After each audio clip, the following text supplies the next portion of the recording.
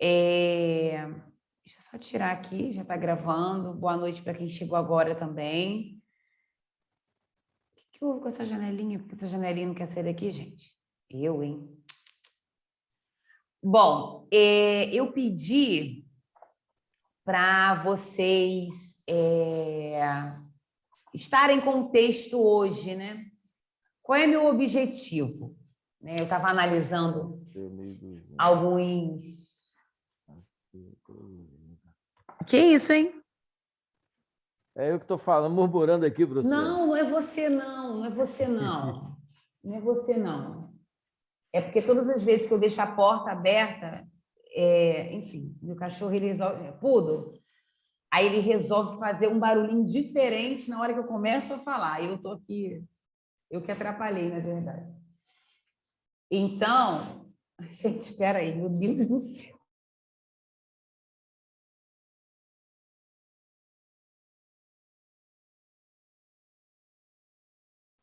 Estou dizendo. É o que me faltava, gente. Quer dizer, a pessoa pega o filho, organiza, deixa tudo no esquema, já está quase dormindo. Aí vem o cachorro. Não dá, não. Não tem como um negócio desse. Não dá, não dá. Deixa eu falar uma coisinha para vocês. Depois da experiência que a gente vivenciou, com as propostas de vocês também para a P1, com as apresentações que vocês fizeram, com as temáticas que vocês abordaram, algumas até muito criativas, assim, vocês trouxeram aí, tiveram uns insights bem bacanas. E aí eu me lembrei da aula quando a gente discutiu a interdisciplinaridade, né? E alguns de vocês até falaram assim, professora, às vezes falta para a gente o como, né? Porque, assim, entender o conceito aqui, discutir, mas, assim, é um assunto que ele não se esgota. E eu fiquei pensando nisso. Aí eu fui olhar lá as demais propostas da ementa e tudo mais, eu falei assim, eu consigo juntar o útil ao agradável. Então, hoje, eu vou conversar um pouquinho com vocês sobre esse texto, que não é nada tão novo, mas é sempre assim, né? Cada autor, né?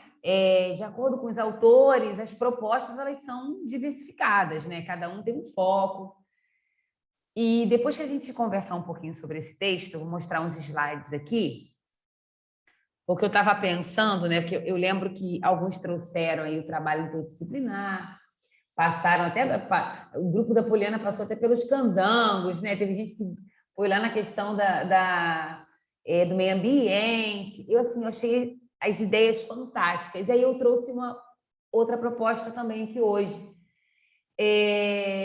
Porque uma das coisas que a gente discutiu também foi o seguinte, como está trazendo esses projetos, né, para a realidade, já que, dependendo da escola no qual esse professor trabalhe, né, pode ser uma escola de zona rural, né, pode ser uma escola localizada no centro, pode ser uma escola onde a relação com a comunidade seja um pouquinho assim, uma relação de escola-comunidade fragilizada. Então, tem muitas variáveis envolvidas. E aí, depois que a gente discutir esse texto, eu não sei, quem conseguiu ler, assim, o texto? Eu li. Leu, Jéssica? Quem mais? Quem mais conseguiu ler? Eu li, professor, eu consegui. Para dizer tudo, ficou faltando só a última partezinha, porque hoje lá no trabalho foi difícil e não deu, mas ficou faltando só o finalzinho mesmo, não li a maioria. Não. Pô, professora, eu vou ser sincero para a senhora. Eu só tive acesso a esse trabalho, só consegui imprimir quase que ainda agora. Ainda vou dar uma mas eu lida mandei aqui essa rapidinho semana aqui. também. Eu vou imprimir. Eu já imprimi, ó. São 18 páginas. Eu vou começar a dar uma lida aqui junto com a senhora aqui, se vocês me permitem, se a gente vai trabalhar junto aqui o texto. Sim. Vou acompanhar junto aqui. Então, eu vou abrir o texto aqui com vocês, vou trazer alguns pontos deles, mas, assim, antes da gente começar aqui, dos que leram, alguém gostou de algum tópico? As partes que, né, os poucos alunos que leram, querem ressaltar alguma parte? Já foi instigado por algum parágrafo? Professora, eu queria fazer só um comentário. Eu li rápido, geralmente eu leio, né, mais tranquila. E eu achei que estava meio confuso na parte das entrevistas que eles vão fazer com os professores lá do Pará e tal, das escolas. Eu achei meio confuso, mas entendi o centro, né, do artigo. E, assim, é uma coisa, como você falou, não se esgota, né? E o que a gente, no final, que a gente entende realmente é que não é trabalhado da forma como é esperado, né? Interdisciplinaridade na escola. Então, não tem jeito. Mas eu achei só essa parte das entrevistas meio confusa. Assim, achei que elas se perderam um pouco, porque vai e volta, e acho que elas tentam colocar as falas dos professores como uma citação, assim, uma coisa separada, e fica muito confuso. Mas achei legal. Ótimo, ótimo. Eu também, eu não li tudo, mas o que já falou, começou de um jeito, depois foi mudando, teve assim, um rolozinho no meio do Sim. artigo, entendeu? Que eu percebi. Mas eu não terminei de ler, não. Tá. Mais alguém? Professora, eu já no início do texto eu achei algo interessante, que eu até falei assim, esse texto não é um texto tão antigo, né? Não, é 2015, né? Se não me engano. No início eu achei bem interessante a parte que ele fala que essa temática ela é muito necessária, né? Por conta, pois a sociedade atual necessita de cidadãos críticos, reflexivos e participativos. Sendo que isso, pelo que a gente vem estudando em pedagogia, isso aí desde muito tempo se fala nesse aluno reflexivo. Eu não achei muito... Achei até engraçado. Na hora eu falei, mas isso já é uma temática muito antiga, né? Então, a interdisciplinaridade acho que não seria somente por isso, porque isso aí já vem da base, né? Gostei. Se tornar pessoas, né, críticas, reflexivas, participativas. E ela, bem no início, foca nisso. Eu achei interessante. Interessante. Pode eles falar, apresentam isso quando eles falam assim, da parte de que essa necessidade de interdisciplinaridade começou depois da Segunda Guerra, quando eles viram, assim, botar entre aspas, a zona que foi, e eles precisavam trazer isso, né, para a escola também. Então, como a Patrícia falou, o texto é recente, a ideia não é nova, mas ainda não é feita, entendeu? Fica uma coisa, né, meio assim contraditória, porque se já não é de agora, o que está acontecendo? O que está faltando? Que em tudo que a gente vê é lindo, é maravilhoso, mas não faz. E aí eles falam também que eles não conseguem trabalhar na escola, né, no texto, assim, não desenvolve, porque tem um planejamento e é difícil para colocar no planejamento. Acho que tem um professor que fala que é difícil porque tem que planejar, que não sei o quê. Aí eles pegam a questão da matemática, né, que também é a parte importante do texto, e que, assim, nem sempre consegue interligar, né? Então, ou está faltando essa formação que eles também falam, essa formação continuada, ou está faltando isso, ou eu não sei, tem alguma liga aí que não tá dando certo. E aí a gente cai naquele velho discurso, né, de algumas, quer dizer, aí é o que alguns defendem, né? Algumas pessoas, quando a gente fala de Paulo Freire, né, que a gente fala da teoria e da prática e tudo mais, assim, eu acredito muito, gente, eu sou assim, realmente, meus olhos brilham só de pensar nas reflexões que são oportunizadas a partir, né, dos textos que o Freire nos apresenta. Mas algumas pessoas, elas dizem assim, essa história de teoria e prática, né, pedagogia, sabe, quando a pessoa quer confrontar, teoria e prática, vocês são muito mais teoria do que prática, cadê a prática, né? Mas a prática acontece. Só que aí, nesse caso, Adriana, né, uma das hipóteses também. Vamos lá, o próprio assunto interdisciplinaridade não é um assunto comum de formações continuadas. É muito mais fácil você entrar, professor dos anos iniciais, você participar de uma formação voltada para a matemática, para o letramento, alfabetização, entendeu? Para a história do município, cultura, diversidade cultural, Mas, assim, não vejo, assim, poucas vezes ouvi falar em formações e capacitações direcionadas, assim, sabe, para as professoras dos anos iniciais, com esse tópico. Vamos aprender dessa forma, vamos montar um projeto interdisciplinar. Como é que a gente faz isso? Está entendendo? Então, assim, eu acredito que um caminho também é o investimento sobre a formação. Ontem mesmo eu conversava isso com a turma, aí é outro assunto, mas vocês vão me entender. Eu estava trabalhando um recurso de matemática numa turma ontem. Um recurso que ainda hoje é muito utilizado e importante, porque é aquela velha história. O tempo que a Jéssica Mendonça leva para compreender um conceito pode não ser o mesmo tempo que a Lucy vai levar, que a Andréia vai levar. Cada um internaliza de uma forma. Então, assim, a gente está cansado de saber que você vai falar de inclusão. Gente, mas para. Além de você pensar na inclusão para quem tem o TEA, para quem tem, enfim, TDAH, para quem tem tantos transtornos, a gente também tem que pensar em incluir aqueles que têm suas dificuldades de aprendizagem e que não entendem. Então, assim, se não entende por quê? Não há nada patológico? Não há ali nenhum transtorno? Então tá, então ele está com uma dificuldade. E como é que vai ser feito para fazer com que essa criança aprenda? Que recurso? Então, isso gerou uma discussão ontem, aí a gente estava trabalhando esse recurso.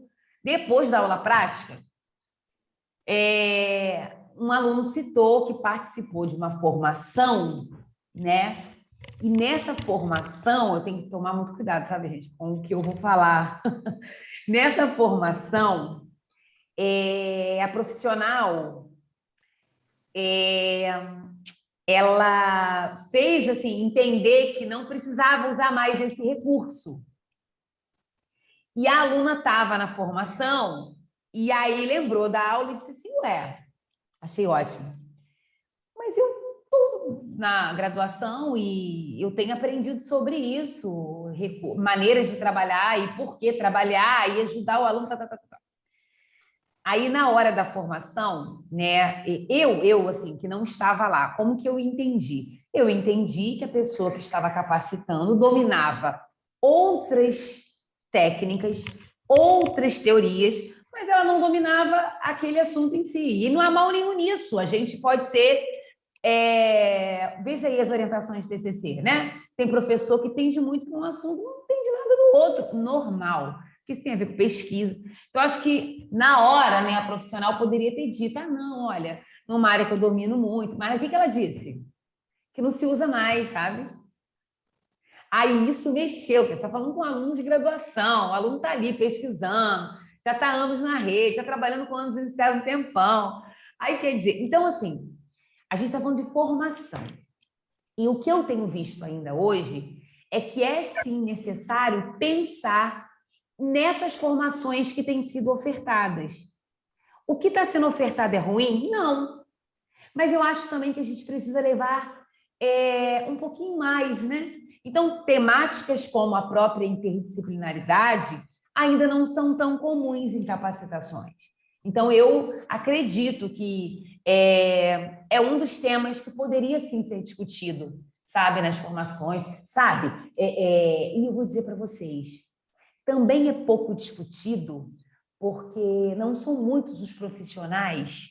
Entendam uma coisa é eu dominar o conceito. O conceito, o que é? São várias disciplinas integradas, parará. Isso é um ponto. Outra coisa diferente é a gente dominar o como. Olha como vocês quebraram cabeça. Teve grupo me chamando no privado, me perguntando, voltando. Tarará. Olha como vocês quebraram cabeça para chegar a uma proposta semanal. Porque a gente sabe que não é simples.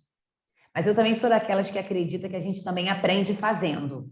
E pesquisa ali. Quem fez aquele? Não, vamos melhorar? Acho que a gente... E assim a gente vai ampliando. Mas tá aí. Eu acho que é o como, sabe? Dominar. Ali na teoria, tem muita gente dominando, mas na hora de mostrar como proceder, então, de repente, você pegaria aí, um professor, né? Professor da rede mesmo, professores que são maravilhosos. Pega aí um professor de língua portuguesa, né? Pega um professor de matemática, pega um professor sabe? Movimenta esses professores. Vamos gerar um projeto interdisciplinar? Vamos levar isso para as escolas? Vamos pegar as professoras que trabalham de 1º ao 5º, vamos ampliar, sabe? Porque às vezes a gente vai buscar o formador tão longe, mas às vezes perto a gente também tem pessoas qualificadas. Precisando de um incentivo também, né, gente? De um estímulo, sabe? Enfim, eu vou compartilhar. Porque a gente precisa de um empurrão, né, Adriana? Também, é importante, né? A gente... Deixa eu ver. Pode falar, Polly, eu acabei te cortando, né? Não, é porque, assim, você estava falando, né, da importância da interdisciplinariedade e de muitos não terem o conhecimento, né, como você citou essa história, e também tem uma resistência, acredito eu, de muitos professores. Tem. Não só pela dificuldade, mas porque muitos são acomodados.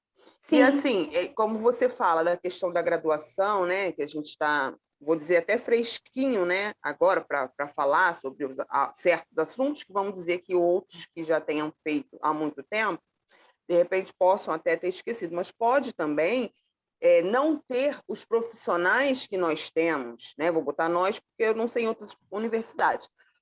Podem também não ter tido os profissionais que a gente tem e ter passado rápido, não ter dado importância, mostrado a importância não só da interdisciplinaridade, e de outras matérias também, entendeu? Então, a pessoa já não tem uma boa vontade.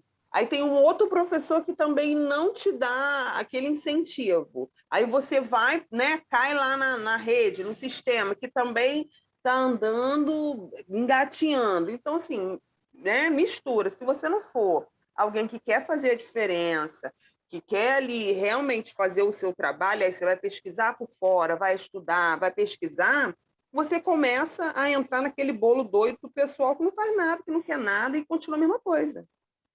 Isso é um ponto importante também. Da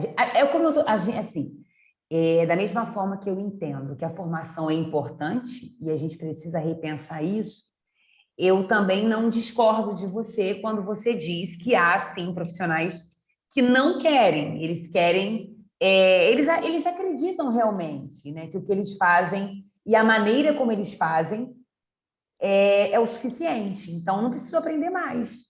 Está dando certo assim e pronto, entendeu?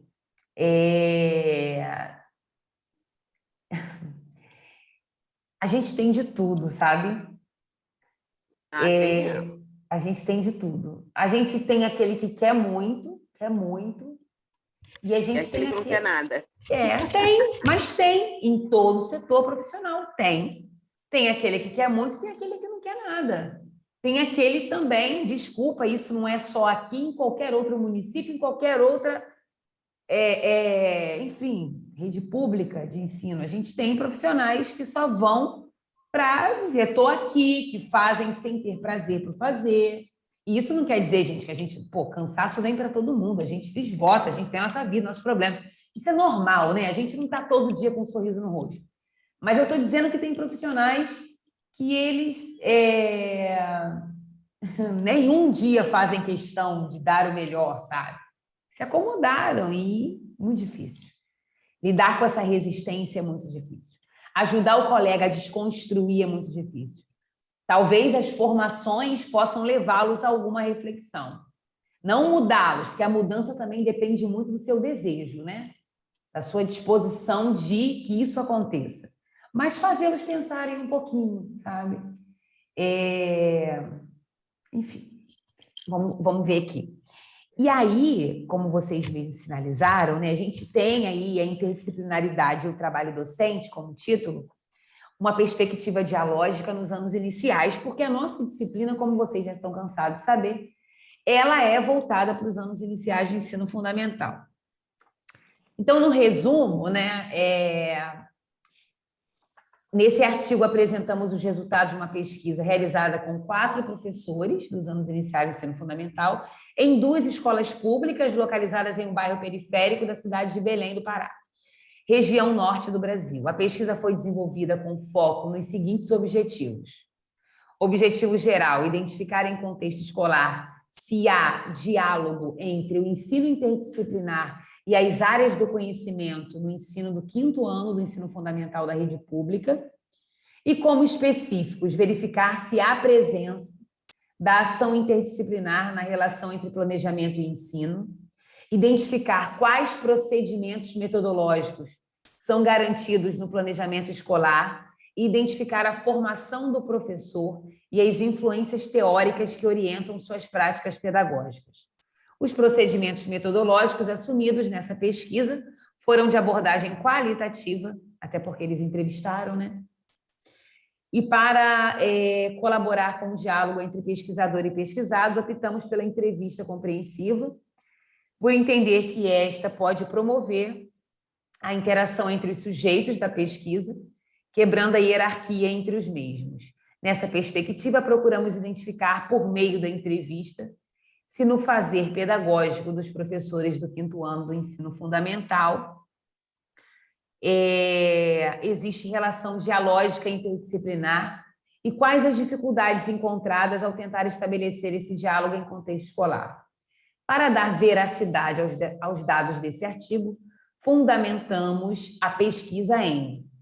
Tá vendo? Barbosa, Candal, Tomás, tarará, aí vem todos os outros autores, por entendermos que suas pesquisas fazem referências ao nosso objeto de investigação.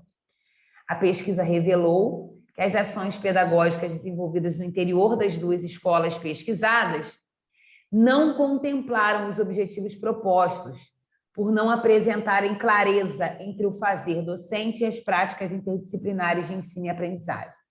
Contudo, esse tema não se esgota aqui, requer maior aprofundamento pela relevância que representa para a comunidade escolar, assim como para a melhoria da qualidade do processo de ensino-aprendizagem. Assim, eu acho que esse resumo, né, eu trouxe o texto porque os elementos eles são importantes, a discussão é proveitosa. Vocês sabem que eu sou meio crítica, né? Eu vou lendo o texto, eu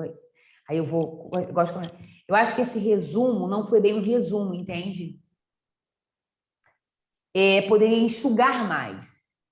E talvez esses autores teriam sido um pouquinho mais felizes se eles diminuíssem esses objetivos, entendeu? Talvez se eles fossem a campo, entender, né? Bom, de uma maneira bem simples, assim. Sei lá, se os professores conhecem a proposta interdisciplinar, se já desenvolveram, e se desenvolveram, pedir um exemplo, sabe? Porque às vezes quer abraçar muita coisa na pesquisa, e é isso que dá o nó. Peraí, mas... Aí você, quando chega no objetivo específico, no último, você já esqueceu geral. Então, vocês que estão aí escrevendo, assim, eu, Adriana, enxugaria um pouquinho o resumo. Acho que está, assim... Outra coisa que eu faria, no início do resumo, eu já colocaria que a pesquisa está fundamentada nas teorias de Barbosa, Candal, eu já traria a fundamentação teórica mais em cima, entendeu? Por exemplo, Vygotsky, à luz da teoria vygotskiana, está alicerçada sobre a teoria tal. Porque eu acho que a teoria, né, é o que está ali fortalecendo, então você pode trazer um pouquinho mais em cima.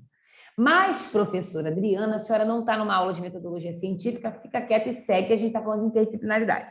Mas é o que eu digo, né, gente? Toda oportunidade é bem-vinda. Bom, aí beleza, vocês falaram um pouquinho, eles investigam interdisciplinaridade, formação continuada e a prática desse profissional. Aí tem um tópico aqui. Cadê? Deixa eu ver. Matemática, que não está no resumo e entra do nada, assim, aleatório, né? Boa, Jéssica, boa, isso aí.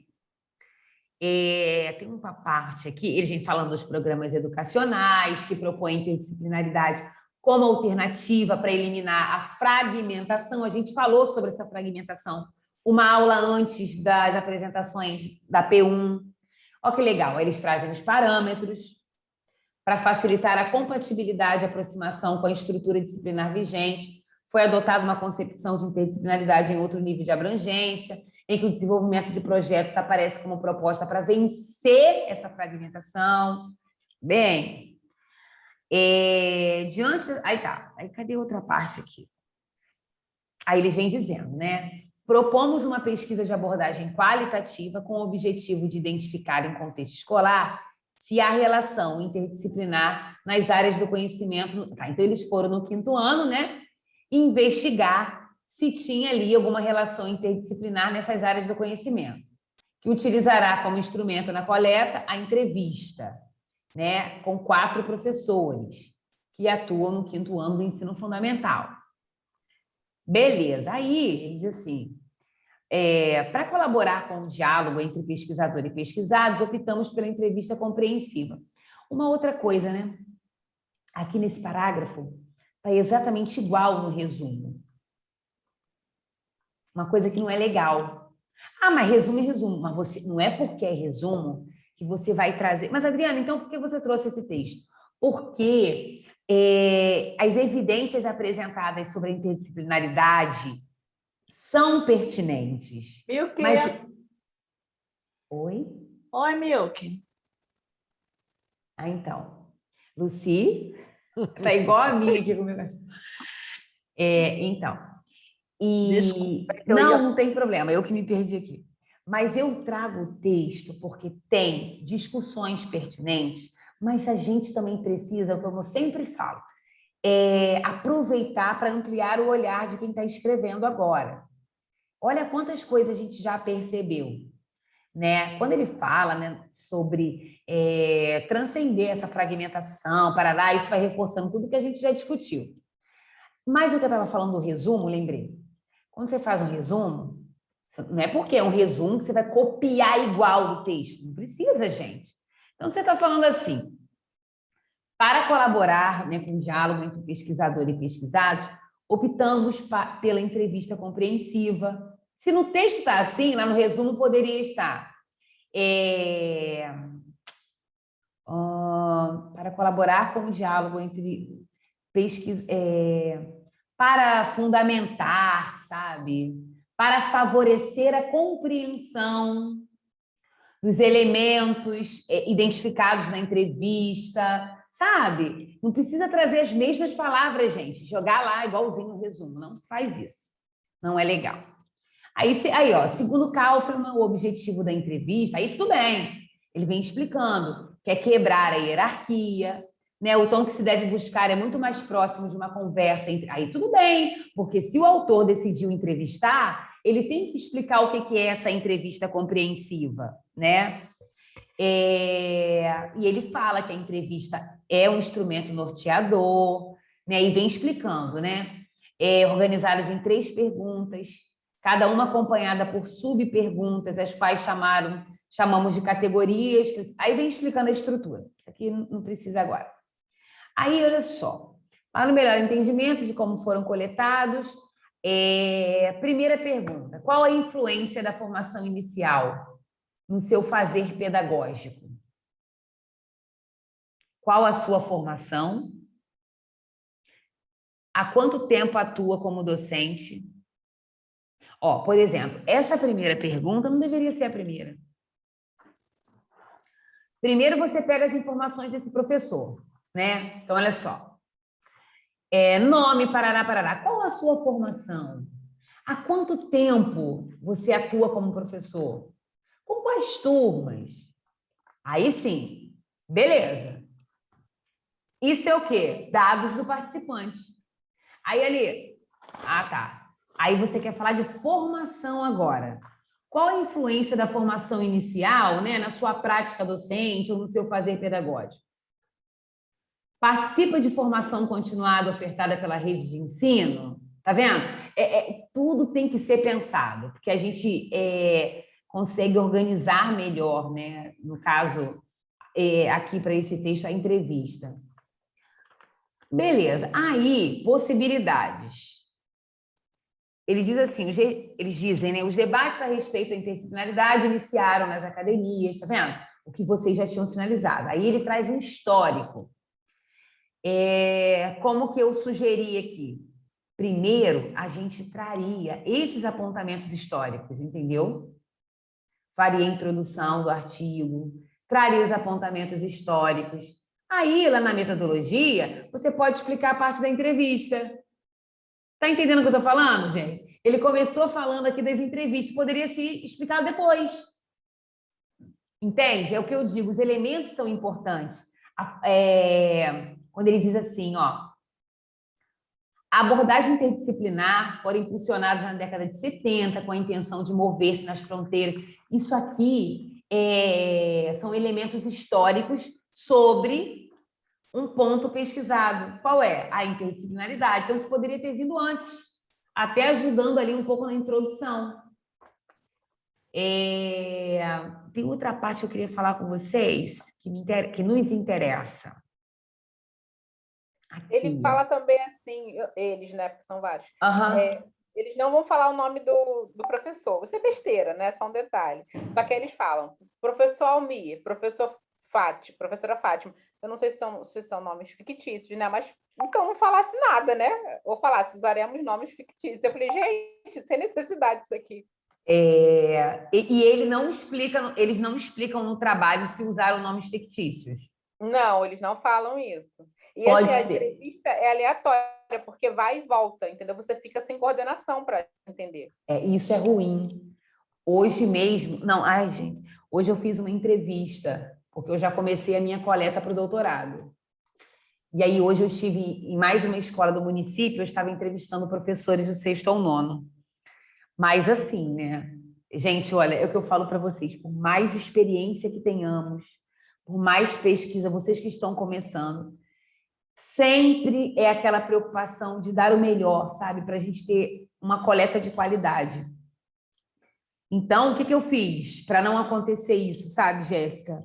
Organizei o roteiro, sabe? O roteiro, gravador na mão, o termo de consentimento, tudo ali muito esquematizado para não acontecer. Por quê? Tem todo um cuidado. Às vezes você está fazendo uma pergunta e o professor direciona a resposta dele não tem nada a ver com a sua pergunta. Aí você tem que ter aquela técnica de voltar na pergunta para ele te responder. Senão, confunde tudo, né? Essa parte aqui, ó. E sobre os nomes, como é que a gente faz? Eu fiz isso no mestrado. Óbvio que eu tinha todas as informações, mas eu usava a inicial, isso é legal. Por exemplo, professora Jéssica Gomes, professora J. E toda vez que eu... Mas eles falaram isso, queriam usar as iniciais, mas eles têm nomes, eu não sei se então é outra pessoa, entendeu? Não, então, erraram. Falha de pesquisa, entendeu? Falha de pesquisa. Esse ponto aqui eu achei interessante, né, quando ele fala do olhar no contexto educacional. No Brasil, a interdisciplinaridade começou a ser abordada a partir da lei, da LDB, Parará, que se intensificou com a 9.394 e com os parâmetros. Ok. Desde então, sua presença no cenário educacional brasileiro tem se tornado mais presente no discurso e na prática de alguns professores. A utilização da interdisciplinaridade como forma de desenvolver um trabalho de integração dos conteúdos de uma disciplina com outras áreas do conhecimento é uma das propostas apresentadas pelos parâmetros, como contribuição para o aprendizado do aluno. Porém, estudos têm revelado que a interdisciplinaridade ainda é pouco conhecida, de fato. De fato. Cadê outra parte aqui? Tá. É preciso entender que as disciplinas escolares resultam de recortes e seleções arbitrárias historicamente constituídas, expressões de interesses, relações de poder que ressaltam, ocultam ou negam saberes. É preciso compreender a distinção entre disciplina científica e escolar. A disciplina científica refere-se a um tipo de conhecimento sistematizado, com base em conhecimento científico. Já as escolares, principalmente no ensino fundamental, não tem como objetivo produzir conhecimento, mas sim possibilitar que os alunos se apropriem dos conhecimentos produzidos. Quer dizer, você vai se apropriar daquilo para a tua vida, né? E segue. Eu achei esse ponto aqui importante também. Mais um, que antes dos slides eu gostaria de comentar, a não ser que vocês queiram falar também. Deixa eu ver aqui. Aqui, está aqui embaixo, espera aí. Nos Eu anos... acho que eles usam os conectivos assim no começo dos parágrafos para retomar o assunto, só que às vezes não é o assunto do parágrafo anterior, de outra coisa já que estava lá para trás, e aí a gente dá uma pescadinha assim, e mais uma vez fica perdido. O texto realmente tem muitas partes interessantes, eu até grifei, só que Sim. tem que dar uma lida de novo depois para você captar tudo. Você tem que ler, e esse não vai ser nem o primeiro nem o último, podem ter certeza disso. Outros textos virão em quaisquer outras disciplinas. Eu faço assim, gente, é muito engraçado. Eu fico assim, gente, eu quero esse texto aqui, mas às vezes o redondinho demais não provoca discussão. E como vocês estão produzindo escrita, eu acho que tem que ter isso também para vocês terem aí o que está bom e o que não está bom. Ter um olhar crítico sobre a escrita, você está entendendo? Eu acho que isso ajuda muito vocês. E aqui, quer ver só? Quando eles falam assim, nos anos de 80, de acordo com pesquisas realizadas aí tá, Fazenda, constatou-se ser quase impossível propor práticas interdisciplinares. As ações apoiadas apenas em princípios teóricos não davam conta de atender à realidade educacional centrada em modelos pré-concebidos, partindo assim para uma análise detalhada das práticas desenvolvidas na escola, consideradas interdisciplinares, para que houvesse maior clareza de como os professores articulavam os saberes das disciplinas pedagógicos e experiências para tecer as suas ações. Ou seja, a atitude interdisciplinar passou a ser investigada e descrita, e dessa forma, o papel do sujeito ganhou maior destaque na construção dessa interdisciplinaridade. Aí eu vou lá na fala da Patrícia Reis, que ela diz, professora, mas isso a gente já vinha discutindo há algum tempo, né? A discussão não termina e parece que nada acontece. Aí eu vou com a sua fala agora, Jéssica. Está estagnado. Então, está estagnado por quê? Parou por quê? Engessou por quê? Será que vem um pouco com a fala da professora Adriana? É preciso investir mais em informações? Será que tem a ver com a fala da Poliana? Mas às vezes também tem aquele que não faz questão de buscar. Então, assim, tá bom daquele jeito, fico por isso mesmo e não sigo. E tem que ter uma resposta pronta e acabada? Não, porque a gente está discutindo educação. Então, assim, a gente vai discutir e a gente vai refletir sobre isso. Oi, Jéssica. Aí me vem a situação também, assim, se for uma formação chata, também é um problema. Porque não adianta você passar uma formação, o pessoal chega lá, caraca, enfadado já entra no lugar enfadado. Meu Deus, vou ter que ficar aqui sentada escutando abobrinha. Então, tem que ser algo que acompanhe o nosso ritmo hoje, né? Para que a gente possa também pegar as crianças. Porque, assim como eles falam em alguma parte do texto, a gente tem que usar dos recursos que nós temos agora, do nosso cotidiano. E eu acho que isso serve tanto para os alunos quanto para os professores enquanto alunos, porque eles não vão querer uma pessoa sentada igual a Andréa participou daquele negócio de conectando, sei lá o quê, que eu não lembro mais, que ela falou que ela não estava entendendo nada, não, lousa digital, que ela não estava entendendo, mas ela estava ali, né, cara crachá. Então não adianta, você tem que ser mágico, porque você tem que sentir o drama da sua escola ali e como é que você vai apanhar todo mundo para que eles se envolvam, para que eles queiram fazer. Isso aí é muito complicado.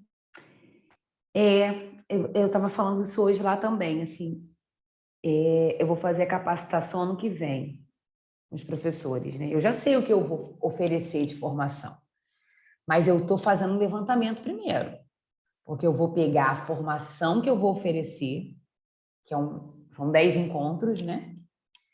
E eu vou articular ao que eu estou coletando nas entrevistas atualmente. Então, assim, eu estou conhecendo a realidade deles e o que eles pensam como necessário. Alguém quer falar? Eu me esqueci. O doutorado são quantos anos? E o mestrado, que são 4? Mestrado são 2, mas assim, sempre passam uns meses, sabe? O mestrado são 2 e o doutorado são 4. Só curiosidade, Lu? O doutorado, eu costumo dizer que é outra graduação, né? Outra faculdade. O tempo, né? O tempo de outra faculdade. Mas a gente aprende muito. Ai, meu Deus! Aquele que chega assim... Quantas vezes por semana? Depende do programa que você procura. Depende do programa. Mas nem todos são todos os dias, né? Não, Polly, eu vou dar um exemplo. Quando você entra para fazer um mestrado, um doutorado, né, existem os créditos que você tem que atingir. Quantos créditos? 24 créditos, tantos créditos. E aí você tem uma quantidade de disciplinas para estudar, além da pesquisa. Uma coisa é você fazer parte de um grupo de pesquisa, né? Por exemplo, vou procurar, estou dando um exemplo, o grupo da professora Ana Luísa, a professora Ana Luísa, na Universidade de Vassouras, ela tem um grupo de pesquisa e ela estuda alfabetização. Estou falando assim, né, aleatoriamente, beleza. Eu quero tentar processo seletivo. Só que, assim, processo seletivo numa universidade privada é diferente, né, da universidade pública. Depois eu posso explicar por quê. Não estou falando de prova, não. Estou falando assim, diferente, os trâmites. Porque numa universidade pública, você entra e tenta pegar a bolsa para você pesquisar com bolsa. Aí vocês vão falar, professora Adriana, a senhora tem bolsa? Pois é. Tanto para o mestrado como para o doutorado, eu passei nas classificações para ter direito à bolsa, recebi o e-mail para ter a bolsa, mas eu não pude pegar a bolsa. Por quê? Porque o programa de pós-graduação que eu faço, que é em psicologia social, ele só admite ter bolsa se você não for funcionário público, se você não tiver um vínculo empregatício. Então, eu vou dar um exemplo. Eu tenho várias amigas no programa que são autônomas, que abrem um espaço de psicologia e trabalham, ganham bem, mas como elas não têm um vínculo como eu, funcionária pública da rede estadual, aí elas conseguem a bolsa. Olha que coisa, gente. Mas eu fiquei feliz de saber que nas 2 provas eu consegui a classificação. Isso é bom para a gente. Tem coisa que nem cabe ao mundo, mas é muito assim, você como eu posso dizer? É o encontro com você mesma. Eu disse para mim mesma, ó, você conseguiu o que queria, tá aqui dentro. Ponto. Não conseguiu a bolsa, porque assim, é muito investimento, sabe, gente? Como eu sou da educação e também procurei a psicologia, como se não bastasse todos os livros que eu já tinha da educação, eu investi em muitos livros da psicologia também. Então, assim, é dinheiro, sabe? Por mais que a gente consiga alguns baixando, Poliana, então, assim, os trâmites são diferentes. Na universidade particular, vou dar um exemplo. A professora está lá oferecendo, fez o processo. Ao invés de receber para pesquisar, porque vocês sabem que uma universidade particular, ela vai cobrar você para você estudar, não é? Vai fazer um mestrado. E um mestrado é caro. Né, uma mensalidade de mestrado, eu não sei quanto está hoje, se é 1.000, se é 1.000 e pouco, eu não tenho ideia, não sei. Mas tem faculdade particular que te dá bolsa. E como que é a bolsa? Não é como na pública, que você recebe para estudar. Ela fala assim, olha, você pesquisa com a gente, vai ser nosso aluno, e você ganha bolsa. Como que é ganhar uma bolsa numa faculdade particular de mestrado? É você estar estudando sem ganhar nada, entendeu como? Na pública, você estuda e recebe para custear suas despesas. Na privada, não, mas você ganha a bolsa se você pelo menos conseguir não pagar a universidade. Aí depende, tem faculdade que dá desconto, né? Tem faculdade que te dá uma bolsa de 50%. Isso tudo depende de cada um. Depende do que cada um quer estudar, depende para onde você quer ir, qual é a linha de pesquisa. E aí a Poliana me pergunta, quantos dias? Bom, quando eu entrei para o mestrado, eu ia 3 vezes. Por que 3 vezes? Às quartas-feiras, eu ia para o grupo de pesquisa, que era ali que estava a minha orientadora para discutir pesquisa. E às terças e quintas eu ia para fazer outras disciplinas que tinham que compor os meus créditos, entendem? Tinha que compor os créditos, para que eu tenha que ter um histórico com notas, com médias, tudo isso. Não sei se... E agora, no doutorado, o primeiro ano e meio foi só para disciplina, né? Agora que eu estou me dedicando mais à minha pesquisa. Eu comecei a fazer coleta, porque, em nome do Senhor Deus, eu quero qualificar ano que vem. Subiu até um calorzinho aqui da ponta do dedão do pé até o último fiapo, que se é que tem que já está preso. Mas eu quero qualificar ano que vem. Eu preciso qualificar ano que vem, né?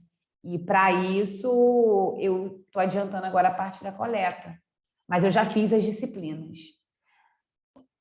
Entendi. Entendeu? Gosto dessas perguntas de vocês. Gosto muito quando vocês querem saber isso. Isso é muito importante. Aí, gente, algum outro ponto que, além da Jéssica, da Poliana, da Patrícia, alguém quer falar algum outro ponto do texto que eu quero mostrar aqui para vocês, a minha proposta? Mais algum ponto a ser evidenciado aqui? Aí, como vocês já tinham falado das próprias entrevistas, né? Aí, achei interessante também que ele vem falando da interdisciplinaridade do trabalho do professor, né? Funciona como um principal complemento no conhecimento escolar. É sabido que no modelo tradicional de ensino o aluno só é ativo enquanto reprodutor daquilo que recebeu, a gente sabe disso, né? Tornando-se limitado a outras intervenções. E aí ele traz algumas referências. Depende de uma interação complexa, né? Entre alunos, professores, conteúdos e do próprio contexto educacional. Claro que para desenvolver um trabalho interdisciplinar nos anos iniciais é muito mais favorável do que nos anos finais.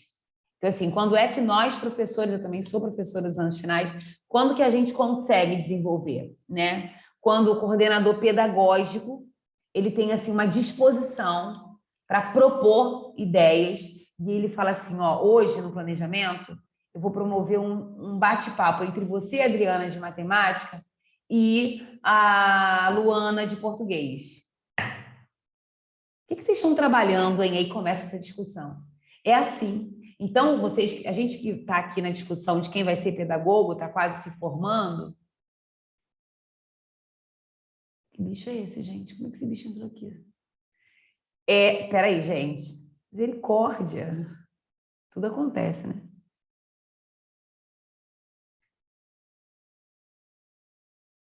Então, só um bichinho, Adriana, só impressão. Entrou pela janela, surgiu de algum ambiente aí. Mas que era um bichinho esquisito, gente. Que bicho é esse? É barata voadora, hein? Não é, não. Isso eu conheço bem. Isso é tranquilo pra gente. É porque ele é diferente. Aí me chamou a atenção, entendeu? Mas, enfim. Ele parou, eu também paro, né? Por que eu vou ficar preocupado? Deve estar descansando. Então, assim, eu acho que... Aí, agora eu me perdi. Me assustei com o bicho. Eu preciso assumir que eu me assustei, gente. Eu estava falando de...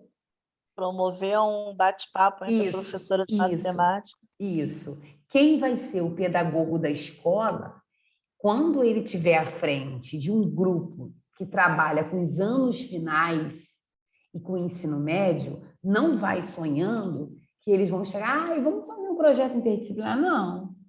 Quem vai disparar com isso é o pedagogo. Ele vai falar assim, gente, vamos ver como é possível articular as disciplinas? Aconteceu um problema na comunidade. Será que cada um na sua disciplina consegue fazer alguns levantamentos para a gente fazer desenvolver um projeto interdisciplinar? Nos anos iniciais, se o pedagogo falar, professor, por quê? Porque às vezes o professor trabalha 2, 3 disciplinas. Ele pega português, ele às vezes pega português e história, às vezes ele pega matemática e ciências. Então, o segmento favorece mais essas propostas. Nos anos finais, não. Então, assim, quando a gente chega como pedagogo para desenvolver e para propor, tem que ter muito cuidado, jeito, sabe? A gente não chega achando que vai mudar o mundo, porque não é bem assim que vai acontecer, não, tá? Tem que chegar com um jeitinho. Agora, propor, sim, sabe? Tem muitas ideias aí que podem ser desenvolvidas com esses profissionais, fazer uma proposta legal com professor de arte, sabe?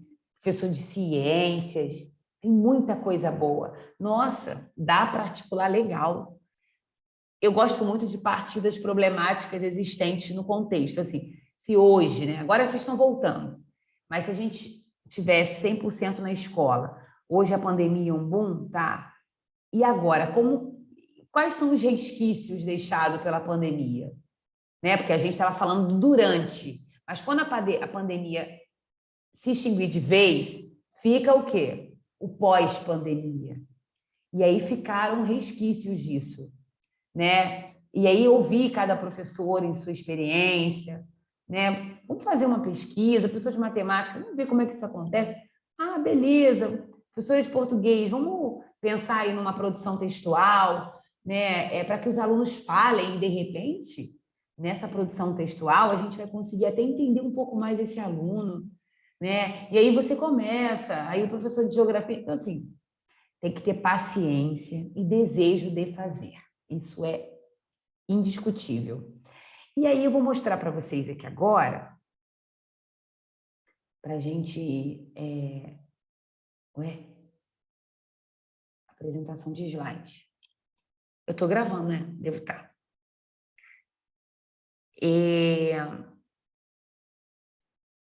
Essa imagem aqui é familiar, gente? Felipe usou ontem de Maricá. A mesma! Amei. Gosto disso. Ele trabalha história? Geografia. Geografia. E está trabalhando o que com vocês? Ontem foi paisagem, ele colocou essa aí. Maravilha. A paisagem de Maricá, né, no caso. Maravilha, estou gostando disso. Sigamos. A gente vê algumas gravuras aqui, né? O que a gente percebe aqui nessas gravuras? Vamos lá. O que vocês veem, gente? O globo terrestre. História, né? O que a gente trabalha em história, geografia, né? Geografia. Isso. Tem a navegação.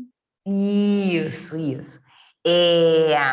A maioria das apresentações na P1, né, foram voltadas para ciências naturais, para matemática, para a língua portuguesa. E quando a gente pensa nos anos iniciais, a gente também precisa ampliar isso, né, para a parte da história e geografia. E talvez vocês digam assim, professora, mas a gente já tem a metodologia de geografia, mas não é bem disso que eu estou falando. Eu estou falando desse olhar interdisciplinar também sobre essas disciplinas que às vezes elas ficam ali quietinhas, sabe? Parece que a matemática é o bom, o português, né? Mas vamos falar um pouquinho também dessa questão da história e da geografia, né? Então, o que as figuras do slide anterior nos mostram? A que área do conhecimento elas pertencem, como vocês já responderam, né?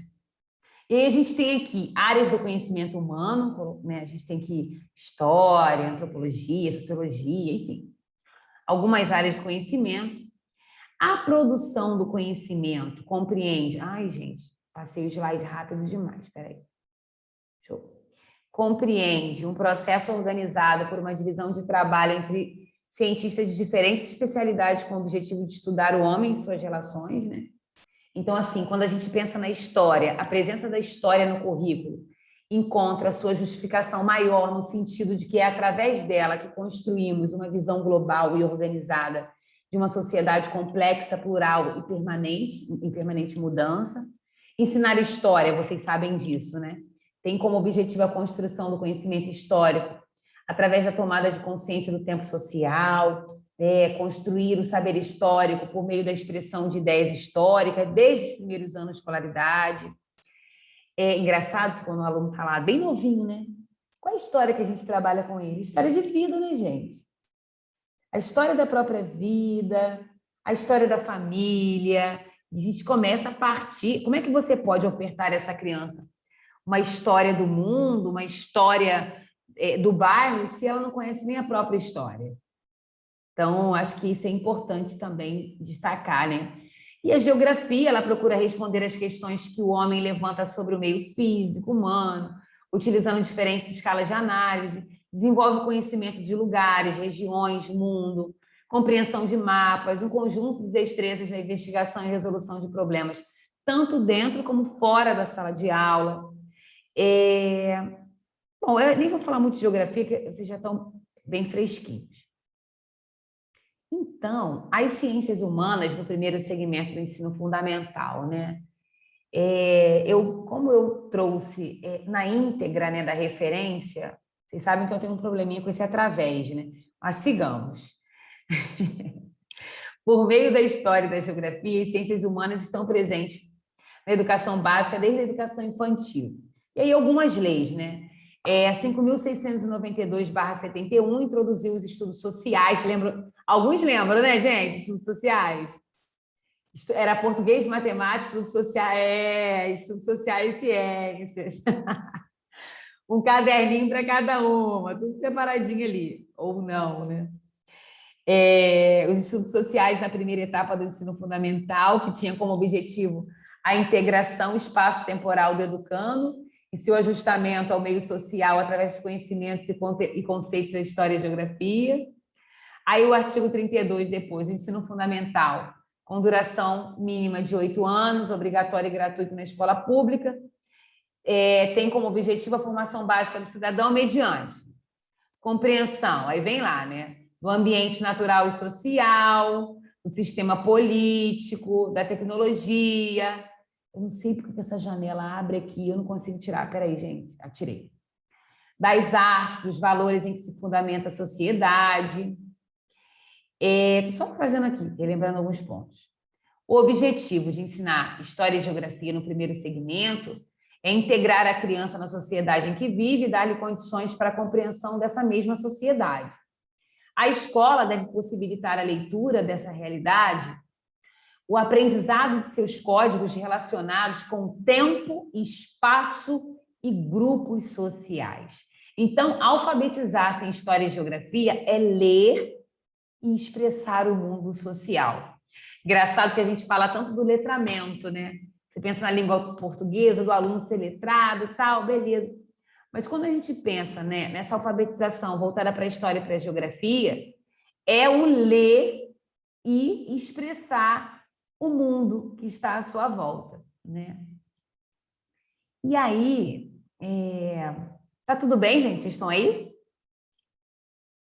Estamos, professora, estamos aqui. Tudo bem? Tudo bem.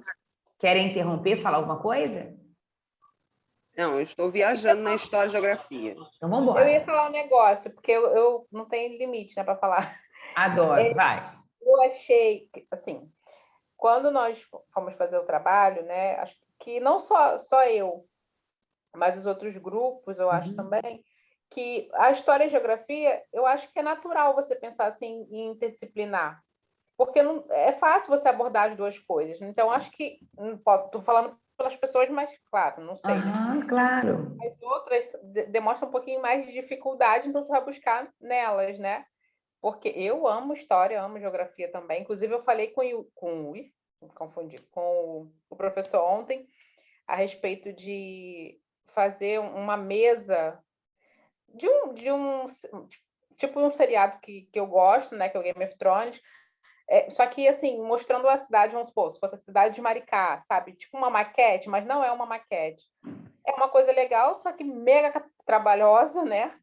Necessitaria de alguém para fazer isso, que eu não sei fazer. E aí ele até falou que é bacana e tudo. E, assim, eu gosto dessas coisas. E isso aí já acaba sendo interdisciplinar, porque a partir do momento que você está trabalhando, assim, a área, né? O espaço, você vai trabalhar a história também. Então, assim, anteriormente, eu acho que é isso, né? Perfeito. E a necessidade, né, Jéssica, da criança entender, né, o espaço que ela está inserida, conhecer a história, porque tem muitos que não conhecem a cultura da cidade em que mora, né? Então, assim, é importante. Eles iam mexer, assim, o que eu pensei realmente é de colocar as coisas móveis, então eles teriam acesso a... Foi o que ele falou, né? Do ver com as mãos. Sim, porque o tocar para eles é importante, é essencial. E eu falei... Justamente. E eu, assim, eu tive... Geografia, para mim, é uma história maravilhosa. Então, eu sou a mãe... E eu achei a sua fala... Entendi o que as duas falaram. Sobre o que você disse, né? Do procurar outras áreas, quando eu falei que quase não tinha, é porque, assim, eu digo da própria... Me entenda, história com português ou da própria geografia com outras, entendeu? A história com a geografia, ok, né, como você disse, tá ali, notável. Mas você pegar um pouquinho ou da história ou da geografia e articular, entendeu? Claro, teve aí, como, por exemplo, o grupo da Poliana, que trouxe um pouco, mas, assim, achei que ficou mais apagadinho, embora tenham sido trabalhos maravilhosos. E aí, eu acho que a gente aproveita as oportunidades. Eu gosto dessa disciplina de pesquisa e prática, vou falar por quê. Com certeza, tem lá algum detalhe da ementa, algum conteúdo da ementa que era para ser no final e que eu já puxei antes. Porque a disciplina pesquisa e prática é uma disciplina que dificilmente você vai seguir aquela ordem certinha da ementa. Porque a partir do que a gente discute num conteúdo, se ele couber aquela disciplina e tiver a ver com o que a gente está estudando, a gente acaba viajando, gente. Entendeu? Então, assim, depois da P1, eu comecei a repensar alguns pontos e tal, mas eu vou falar aqui mais à frente, tá? Não vou agora... Então, bacana de ouvir também o que vocês trouxeram em relação a estar ali, né? Essa questão que você falou aí de estar ali, da criança poder ver, manusear, né? Nossa, isso dá o caldo, né? Eu me empolgo demais com as coisas. É porque a gente está no formato remoto. Então, a Adriana respira, se comporta e segue. Bom, tem um erro aqui da BNCC, gente. Isso é pressa. Liga não. Base Nacional Comum Curricular, faltou o BNCC. Está tudo trocado aqui. Esquenta a cabeça, não, depois eu acerto e põe em PDF de novo.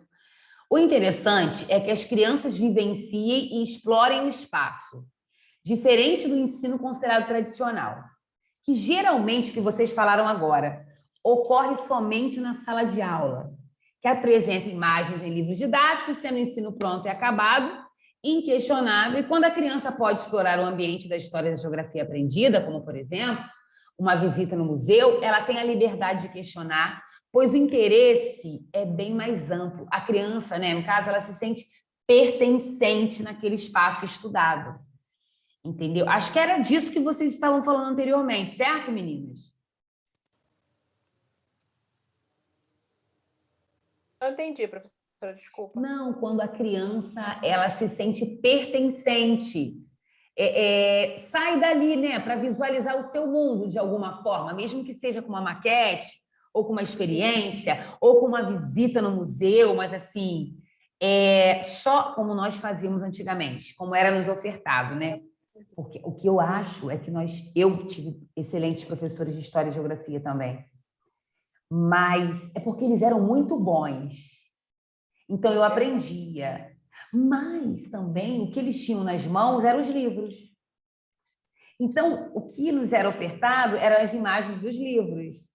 Né? Hoje, com a pandemia, não, mas isso melhorou muito, né? A gente consegue promover um passeio na escola, levar a criança... Puxa, isso é fantástico, gente. Entendeu? E a geografia? Que às vezes você vai falar de geografia das regiões do Brasil, mas a criança não tem nem entendimento sobre a geografia do próprio bairro. Né? Eu tenho umas discussões sobre isso, né? E aí, sobre a cidade, né? O estudo da história e geografia local é recente, tendo seu surgimento em meados dos anos 80, mostrando aos professores uma nova perspectiva no modo de ensinar história. Com isso, iniciou-se uma aproximação maior das pessoas no contexto histórico, rompendo com a antiga história tradicional.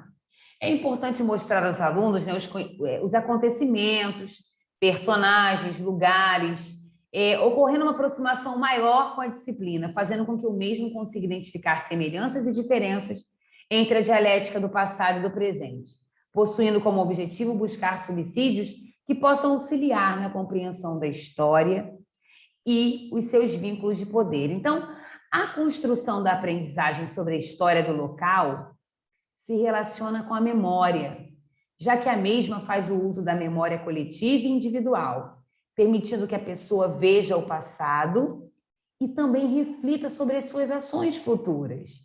A história local, ela se apresenta como um ponto norteador para a aprendizagem da história. A mesma possibilita o trabalho da realidade mais próxima das relações sociais, em que se encontram o educador e o educando, pois ambos interferem na sociedade em que vivem e atuam. Na história do cotidiano, encontramos as transformações, pois o mesmo não está separado da vida cotidiana. Como o próprio nome diz, esse estudo se trata do espaço, da economia, das políticas afins. São fatores que possuem significado social na vida humana. Isso é história, pensar na história. Nos dias atuais, nos deparamos com o uso frequente dos livros didáticos, sem nos dar conta da quantidade que podemos explorar o assunto dentro da própria escola. Pode ser um estudo recente, né? A gente se depara com professores com dificuldade em se adaptar ao novo. Olha o que a gente falou lá no início, né? Um certo receio de expandir o conhecimento próprio e também de seus alunos.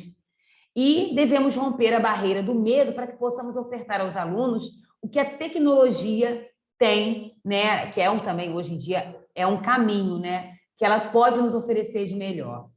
Podemos levar aos alunos um método novo de aprendizagem, trazendo para a sala de aula a tecnologia ao nosso favor, como eu disse. Ainda assim, há uma grande dificuldade em explorar temas fora da sala de aula. Como fazer passeios em determinados lugares? Porém, ainda temos a tecnologia ao nosso favor e é possível utilizarmos recursos no qual o computador nos possibilita, levando os alunos para viagens sem ao menos sair da sala de aula.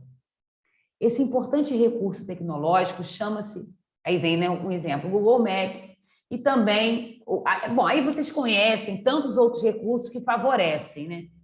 E ele traz aqui um conceito dizendo que é um aplicativo de mapas, tem 3 dimensões, no qual permite passear virtualmente por qualquer lugar do planeta, dividido. Gente, e hoje a internet nos amplia, né? Coisa que antigamente a gente não tinha. Então, quantos Googles, né? Tem tudo quanto é tipo de Google, desde o Maps, tem tudo, o que não tínhamos antes. Tínhamos o quê antigamente? O que tínhamos antigamente? Só tínhamos a biblioteca municipal, né? Enciclopédia. Tinha o quê? Enciclopédia. Enciclopédias, isso daí. A aula de história, ela possibilita ao aluno a construção do saber histórico, né? Através da interação entre educador e educando. Os estudos, formações continuadas, as viagens, o contato com diferentes lugares trazem a possibilidade para os professores obterem maiores conhecimentos e experiências. Acabei de ter uma ideia. Gostei do que tive, do que pensei. E, com isso, transmitir aos seus alunos novos conhecimentos, além daqueles que estão acostumados a ter na escola. O professor deve ser o protagonista dessa ação e, diante disso, mesmo que o professor esteja em formação, é importante a participação em atividades além das propostas nas universidades, as formações continuadas da escola, no seu local de trabalho. Ir além, buscar mais, conhecer lugares, novos espaços, aprender mais sobre a história local e do mundo, para transmitir novos saberes aos seus educandos, trabalhando com a interdisciplinaridade. A aprendizagem é feita por 3 pilares, né? O professor como mediador, a herança cultural que a sociedade transmite e a vivência que a criança irá possuir a partir dessa proposta. A aprendizagem no contexto de uma viagem acadêmica ou visitas a passeios pedagógicos ocorrem de maneira mais atrativa e interessante, né? Rebelo diz o seguinte: as visitas de estudo são consideradas, lembrei de Frenet agora também, as visitas de estudo são consideradas uma das estratégias mais estimulantes, uma vez que a saída do espaço escolar assume um caráter motivador para os alunos que se empenham na sua realização. Também pela componente lúdica, as visitas de estudo propiciam uma melhor relação aluno-professor. Devem ser entendidas como mais do que um simples passeio. São, sem dúvida, uma oportunidade de aprendizagem que proporciona desenvolvimento de técnica de trabalho, facilita a sociabilidade, favorece a aquisição de conhecimento, promovendo a interligação. Gente, o que acontece? Você transcende, sabe? A história e a geografia. Você favorece as relações interpessoais, de aluno com aluno, professor com aluno. Quantas conversas agradáveis surgem, né? E aí vem aqui, né? Você interligando esses componentes de modo a atingir objetivos, complementando os conhecimentos previstos de conteúdos programáticos com os objetivos das visitas de estudo, fazendo com que se tornem mais significativos. Durante os trabalhos realizados fora da escola, o professor ele pode trabalhar com diversas disciplinas, como a gente já discutiu várias vezes. Mas aí, alguns exemplos. Uma visita ao museu, o professor pode trabalhar história, pode trabalhar geografia, pode trabalhar ciências, dentre outras disciplinas. É um trabalho rico, por isso a aprendizagem ocorre de maneira mais atraente e significativa para o aluno. Durante esses momentos de estudo fora da escola, o professor interliga conhecimentos previstos nos estudos programáticos do currículo com a prática. Esse caráter interdisciplinar proporciona aos alunos a compreensão de que os conhecimentos não são compartimentados, percebendo, através das diferentes áreas que integram as visitas, uma mesma realidade. Isso é chamado de visitas globalizantes, pois são trabalhados aspectos históricos, aspectos geográficos, culturais, econômicos, artísticos, dentre outros, em um único passeio. Aí você fica assim, engessado, né? Não, porque o meu aluno tem que copiar o texto da página 30 a 36 do livro de história, porque é só assim que ele vai aprender aquele conteúdo. Aí você leva ele para um passeio, possibilita discussões. Nossa, a mente desse aluno se abre. E aí Matos, ele relata que um importante fator que determina a aprendizagem de uma pessoa é a representação de conteúdos, de símbolos e de contextos nos quais essa pessoa está inserida. Isso é, quando o indivíduo encontra um sentido para aquele conteúdo a ser compreendido, portanto estudado, é certa a possibilidade da construção de saberes. Eu tenho um jeitinho de dizer, de falar que é mais ou menos assim. Se faz sentir, se faz sentido é porque faz sentir, ou vice-versa. Se tem sentido para a criança, pronto, sabe? Quando a gente diz assim, quando ele encontra um sentido para o conteúdo a ser compreendido, a criança ela percebe que quantas coisas, gente, os professores eles ensinam por meio do livro didático apenas, e vocês talvez já tenham participado de passeios de escola ou de outras experiências em algum momento da vida. É assim. E pronto, internalizou, não esquece, se apropriou, entendeu? E aí, os museus, Quando a gente pensa nos museus, eles são ambientes vistos como espaços privilegiados que discorrem sobre a construção da identidade, da memória de um determinado local, momento ou até mesmo objetos do passado que a sociedade gostaria de guardar e preservar a essência. Algumas famílias, grupos sociais, historiadores, vêm materializando sua memória nesses ambientes com o intuito de fornecer informações sobre o passado. Ainda bem que existem os museus, né, gente? Para que a aprendizagem não seja prejudicada, é preciso entender que as principais formas de comunicação que o museu oferece são o quê, gente? Exposições, Não sendo apenas as informações levantadas por determinados conjuntos de objetos culturais, materiais, mas sendo explorados todos os acervos que as exposições oferecem, proporcionando temas, situações que vão elencar os problemas para chegar à pesquisa.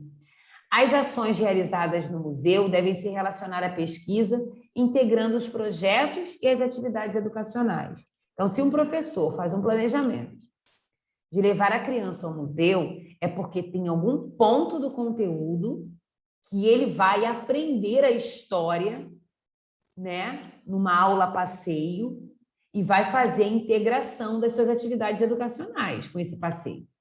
A pesquisa, e o ensino desenvolvem atividades inseparáveis. Então, no caso do museu, não é apenas um espaço para expor todo o acervo, ele também está conectado com o público no qual ele atende, pessoas que o visitam, e aí a pesquisa está relacionada em devolver aos visitantes toda a bagagem de conhecimento. A gente pensa também que quando você propõe levar uma criança ao museu, vamos lá, Museu Imperial. Por que você propõe levar uma criança ao Museu de Petrópolis, por exemplo? Por quê? Por que a gente leva uma criança ao Museu de Petrópolis? Para a história, voltar ao passado, o tempo do Império. Resgatar memórias, não é isso? Sim. a criança vai observar o que ali? Tantas coisas, né, gente? Como que eram as vestimentas, Isso aí. Né, nos séculos passados. E eles vão... É engraçado, né? Eu não sei se quem não visitou deveria fazer. Quando você vai com alunos, eu já fui também, é muito engraçado, porque eles vão te fazendo perguntas. 11h40. Oi? Quando você vai com o aluno, ele vai te fazendo perguntas, desde o momento que você põe o chinelão, no caso do Museu de Petrópolis, né? Até... Por quê? Porque ele vai entendendo, ele está olhando, aquilo vai dando um sentido para ele. Ah, porque a roupa era assim, porque no século passado... Lembra aquela senhorinha casada com Dom Pedro? Assim, então, e você começa a associar, a criança, ela vai construindo a história, né? E aí, por isso que, aqui já finalizando, né? Krenak acrescenta que o museu ele possui 3 pilares: prédio, acervo e público. O prédio, como primeiro, retrata a importância da administração, do planejamento. O acervo é a essência do museu, que é o que ele tem para oferecer ali para o público ver, né? E quando a gente pensa também, né, nesse público, aí não tem como não pensar, né? Ao trabalho dos profissionais do museu que preservam e pesquisam sobre o acervo, são responsáveis também pela informação e pela organização das atividades educacionais para o público. Então, assim, é tudo pensado para o público que está visitando. Estratégias e atividades são criadas pelos profissionais para que os professores, no caso de uma visita, vejam que o espaço do museu consiste em ser um espaço para ensino, para que as escolas aproveitem mais a sua visita e assim por diante. Essa parte aqui não precisa. No caso da geografia, uma das intenções principais é levar a turma a compreender a paisagem cultural, entendendo as relações biológicas, sociais, econômicas que a estruturam. Para chegar lá, organizar a visita é apenas um dos passos. Tudo começa com uma reflexão sobre o objetivo. Você quer que os alunos conheçam na prática o que está no livro? Que reflitam sobre a vida de um local específico? Ou que comparem o que virem com a realidade?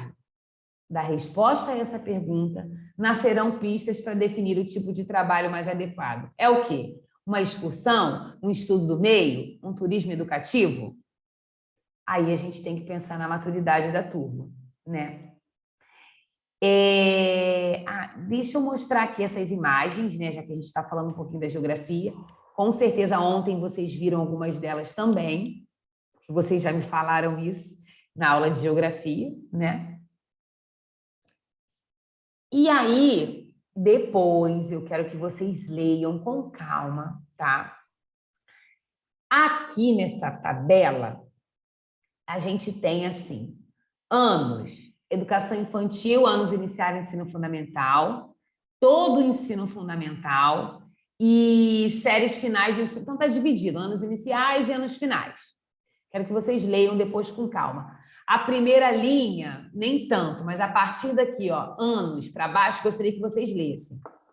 Ele vai apresentando as propostas de acordo com o segmento. Então, assim, educação infantil e anos iniciais, ensino fundamental. Conhecer a nascente, é um exemplo, tá, gente, de um trabalho.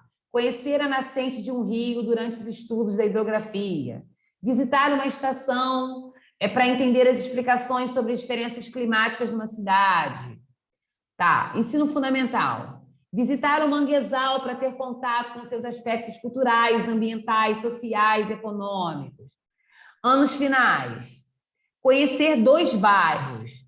Um nobre e outro periférico, para confrontar as características desses bairros. Por quê? Lógico, nos anos finais, as crianças discutem mais, problematizam mais, né? Aí, antes da visita, então a gente vê aqui alguns exemplos de visita, né? E como que a gente procede? Antes da visita, durante a visita e depois da visita. Aí eu quero que vocês depois tirem um tempinho e leiam aqui essas ideias a partir dos exemplos que foram dados. E aí, que acontece? Não se espantem, não é para a próxima aula, tá? Não é. Acalmem o coração, mas eu gostaria de já trazer uma ideia aqui, pensando na história, na geografia. Na verdade, eu tenho uma outra muito ousada, mas eu tenho que avaliar primeiro, pensar e ver como isso é possível, e depois eu falo para vocês. Então, eu quero que vocês pensem, isso eu vou dar 2 semanas para vocês, tá? Não é para semana que vem, não. Eu quero que vocês pensem como grupo, né, numa proposta de aula de História ou Geografia do nosso município, né, para os anos iniciais do ensino fundamental 1. Utilizando, pelo menos, quando eu digo estratégias de hoje, não é bem estratégia. Sabe essa tabela que eu mostrei aqui anteriormente? Vocês podem dar uma olhada na tabela e ver se ela ajuda. Mas, Adriana, como assim? Eu quero que vocês pensem, o grupo pense num planejamento de uma aula com História e Geografia que tenha relação com algum espaço, bairro ou local específico do nosso município, tá? Eu quero ver o que vocês, semana que vem, vocês vão trazer as ideias. Só a ideia, não é para trazer o planejamento, não. Professor, o nosso grupo pensou que Maricá tem esse local aqui e por causa disso e daquilo outro, a gente pode montar um plano para a parte de geografia. Por quê? Vou falar uma coisa que não tem nada a ver, mas tem também.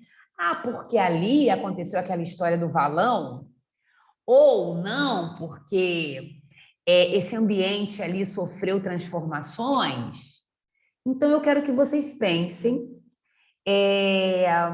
em como montar uma aula de história ou geografia mais relacionado à nossa cidade, entendeu? Então, essa proposta interdisciplinar, na verdade, é um gancho, é partindo do nosso município para um planejamento de aula. Como que cada grupo vai pensar isso e a partir de que local ou de que situação ou de que problematização que Maricá vai nos possibilitar para estruturar um plano de aula é com vocês. Mas eu vou dar 2 semanas, por grupo, já é trabalho para P2 e semana que vem eu quero que vocês só discutam aqui as ideias comigo. Professora, o nosso grupo pensou em focar isso aqui de Maricá, para montar uma aula de História e Geografia. Pode falar comigo, pode brigar, pode dizer assim, professora, hoje brincadeira não, né? O que a senhora não explorou na aula retrasada, a senhora hoje deu para falar, né? Mas também... Adriana. Oi, Polly. Então, vamos ver se eu entendi. Por exemplo, eu quero falar sobre a história de um bairro. Uhum. Aí eu tenho que saber, né? Por que existiu ele, por que ele está ali naquela localidade, ou se tem algum ponto turístico, ou se tem alguma história, sei lá, da Cuca, da Cabecinha, sei lá, alguma coisa. Agora eu tive tem umas histórias assim estranhas, né? Pode ser. Tá mais ou menos assim? Pode ser, mas o que não impede também, vou dar um exemplo.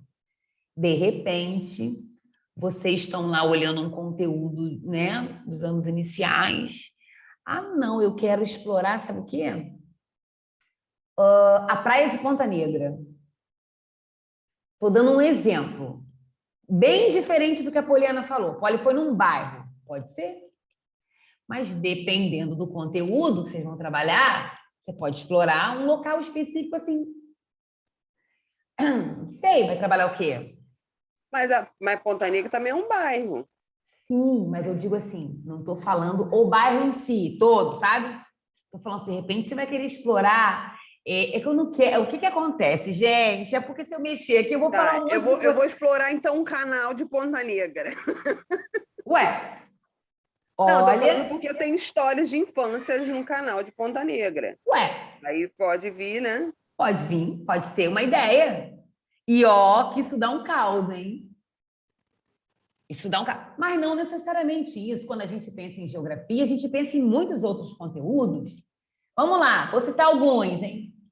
A gente pensa em transformação de ambientes, né? a gente pensa campo e cidade, a gente pensa no ambiente modificado pelo homem. Não, olha uma coisa que eu percebi.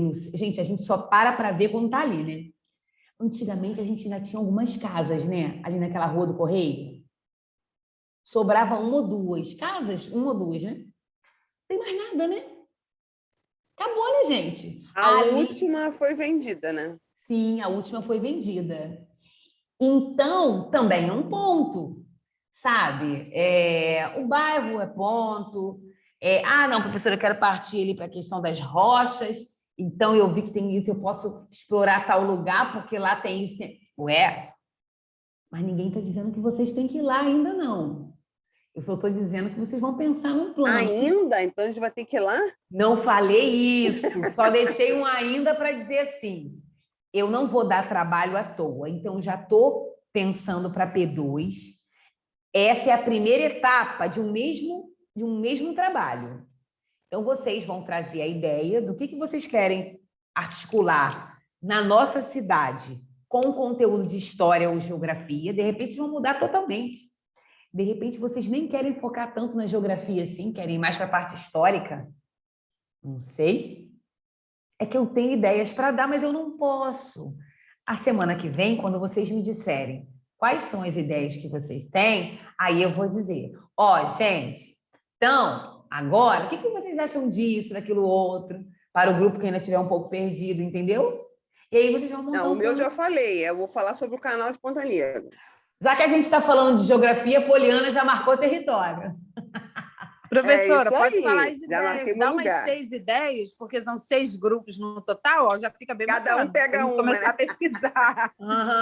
Aí ninguém quer. Aí o grupo não vai ter um trabalhinho. Sei. Não, vai elaborar o trabalho. Adriana, eu vou lá no canal, vou tirar foto de pedra por pedra, saber por que eles modificaram. Vou lá no canal, de novo. Você morou lá, Poliana? Não, mas na minha infância todinha eu ia lá, né? Conhece algum morador antigo? Morador antigo? Conheço um. Não, o mais antigo que eu conheço era o avô de uma amiga minha, ele deve estar mais vivo, não tenho certeza, né? Não, só curiosidade. Mas assim, gente, não pedi para vocês irem a lugar nenhum, tá? Eu só pedi para vocês... Por enquanto, a gente vai pensar. Como que eu articularia uma aula de história? Pode ser história e geografia, ou história com Maricá, ou geografia com Maricá, ou história e geografia com Maricá. Como? O que eu poderia fazer? Será que a gente não poderia dar uma olhada nas habilidades lá? Quais são os conteúdos que a gente trabalha, né? De repente, olhando lá os conteúdos, os objetos... Ai, meu Deus do céu, esqueci o nome. Me fugiu agora. Vamos falar mais simples. Olhando as próprias habilidades que são oferecidas pela BNCC, 4º ano, geografia é isso, história é isso, 3º ano, de repente, então eu podia fazer, sabe o quê? Eu podia pensar numa aula que o aluno, né, ele seria levado a tal lugar para fazer isso, porque o objetivo aqui é esse, tá? Tragam essa ideia semana que vem que a gente vai discutir um pouquinho. Outra coisa que eu queria falar com vocês. Gente, são 9 horas ainda, não são? Tá. Então eu posso falar com calma. De repente eu olhei aqui, eu falei, gente, se é 10 horas, será que eu falei tanto assim? Mas não. Outra coisa que eu queria falar com vocês. Quando a gente pensa assim... vou pegar o exemplo da Poliana, né? A Poliana falou assim, professora, eu vou explorar o canal, né? O canal de Ponta Negra. Só que ali, quando a gente pensa em explorar o canal de Ponta Negra, vocês estão me ouvindo? Estão me ouvindo? Sim. Aí eu já pensei em outra coisa, né, Poli? Não briga comigo, não. Mas eu acho muito interessante. Aí eu lembrei da pesca. Sim. Né? Algumas coisas devem ter mudado após... Ou não. Esses dias eu recebi um vídeo que eu falei, gente, não é possível que esse vídeo seja recente. Não sei se algum de vocês recebeu. Gente, nossa, parecia até aquela passagem bíblica da pesca milagrosa. Porque quem entende de mar... Oi, Aline. Era recente, sim, aconteceu sim. Não foi? O que houve ali? Fala para mim. Então, pelo que tudo indica, parece que na lagoa estava com pouco oxigênio, aí os peixes estavam saindo para ir para o mar. Conseguiu começar a pegar eles até com a mão mesmo. Menina, mas o que foi aquilo? Todo mundo... Ai, meu Deus do céu, gente. Eu achei lindo, sabe? Mas tão lindo que eu falei assim, gente, é muito Deus aqui, né? Eu que acredito. Eu achei bonito. Os pescadores não sabiam nem como segurar os peixes, porque não estavam dando conta. Rodrigo, você acredita que, assim, eu sempre fui com meus primos lá, né? Eu morei muito tempo aqui em Maricá. Só que há pouco tempo não, tem uns 3 anos atrás, que eu descobri que lá no final existe né, a continuação, não sei, da lagoa, né? Que tem até um bar lá, e que existe aquele lugar ali. Eu nem sabia que existia. Para mim, a lagoa ia só até o ponto de ônibus. Não existia uma extensão. Entendeu? Entendi. Aí, quando eu fui lá para você ver que até a areia lá é diferente, né? A temperatura da água ali é diferente, mas parece que faz parte do mesmo canal. Eu vou pesquisar isso aí. A sua fala me lembrou aqui, algumas crianças, né? Agora a gente está falando de compreensão geográfica, né? Oi, Pamela, vou te ouvir já. Por parte da criança, né? Quando a criança está ali iniciando, né, a construção do conhecimento, ela está ali, ela acha assim que, por exemplo, né, o mar é um mar, né? O mar não tem noção de que o mar é infinito, sabe? Então, se ela está na praia, aquele mar ele se esgota ali, a criança quando é mais novinha, né? E as discussões que surgem a partir das curiosidades da criança são muito interessantes, né? Desculpa, fala, Pamela. Você já estava com a mãozinha levantada. Pode falar.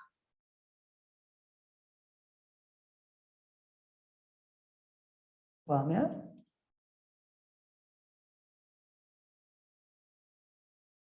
Pamela, o microfone está... Ah, pode escrever, então.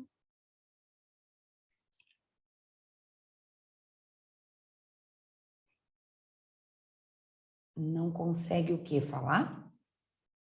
É por causa do microfone?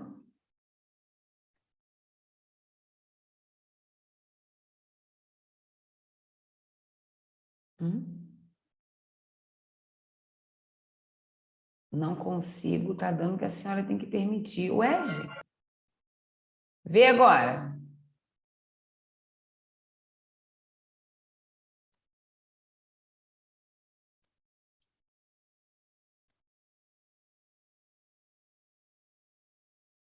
Ó, não tem nada aqui impossibilitando, não. Deixa eu ver aqui embaixo.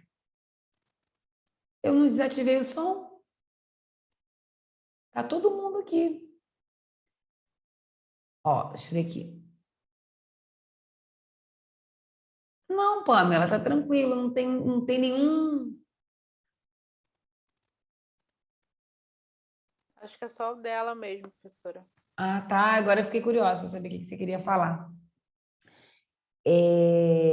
Mas, bom, aí eu não sei se der para você escrever. Aí, a mesma coisa também sobre mar aberto, né?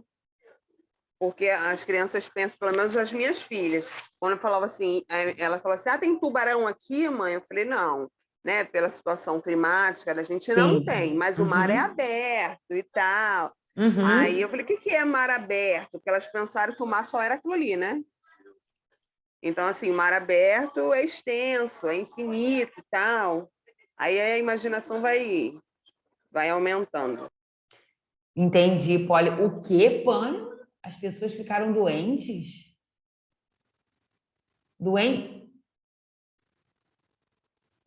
Gente, agora me explica isso, já que a gente está falando de história e geografia. Eu quero entender.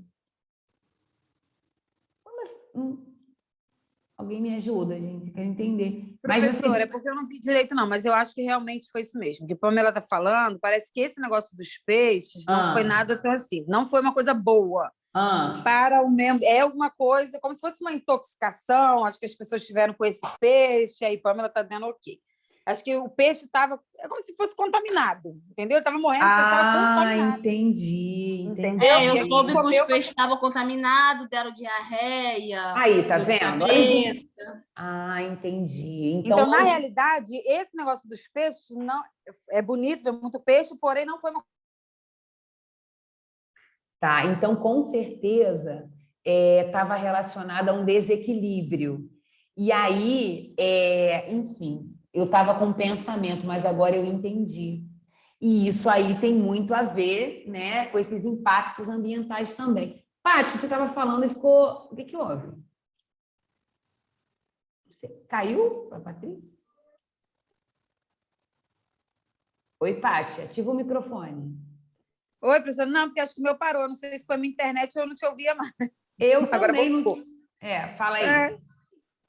Não, então foi isso, eu já tinha terminado, porque tinha parado, você estava explicando, né, o que você entendeu, mas para mim travou, mas tudo bem, eu entendi. Não, é porque para mim não foi explicado, eu recebi só o vídeo, eu achei lindo, né? Mas sabe quando você está dando aula, o vídeo chega, você continua e fica com aquela imagem? Sim, entendi. Gente, que coisa linda, enquanto tem pessoas que vão pescar e ficam ali querendo pegar um peixinho, né? Aí eu pensei assim, ai, gente, que felicidade para quem estava ao redor.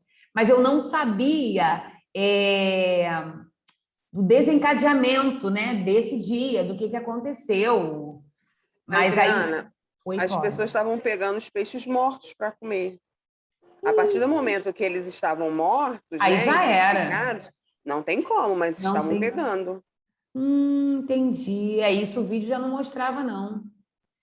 Não, mas eu acho, Polly, que tanto os mortos quanto até quem pegou vivo também teve uma história mesmo de alguma coisa que passou mal, que acho que o peixe realmente não era legal para comer porque estava com um desequilíbrio e realmente iria causar alguma coisa, né? Mas tanto os mortos quanto os vivos. É claro que peixe morto, lógico, né? Que isso aí tem gente que pega e é surreal, não tem como, gente. Agora, o vivo também parece que fez mal mesmo. Eu ouvi também, não procurei saber muito, mas...